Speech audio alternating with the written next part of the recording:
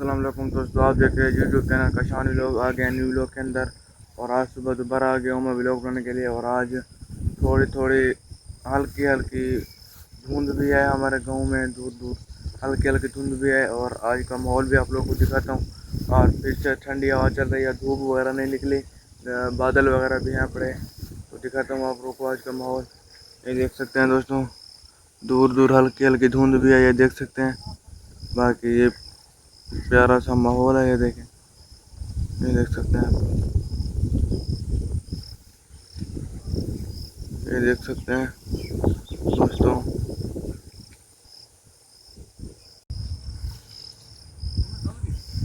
ये देख सकते हैं दोस्तों, ये अपने फसलों को खाद वगैरह दे रहे हैं, ये देख सकते हैं आप लोग।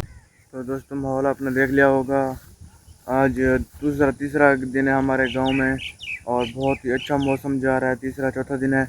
और गांव से और दूसरे गांव से और जो शहर से वीडियो देख रहे हैं, आप लोग भी बता सकते हैं कि आपके यहाँ कैसा माहौल है, अच्छा है, ठंडा है या गर्मी वगैरह पड़ रही है। हमारे गांव में तो बहुत अच्छा माहौल है। और आज भी हल्की हल्की धुंध आई हुई है, आप लोगों को दिखाता हूँ। और ये देख सकते हैं दोस्तों, दूर दूर हल्की हल्की धुंध भी आई हुई है, ये देखें, ये देख सकते हैं हल्की हल्की धुंध भी है। और ये देखें पूरा माहौल आप लोग देख सकते हैं, ये देखें।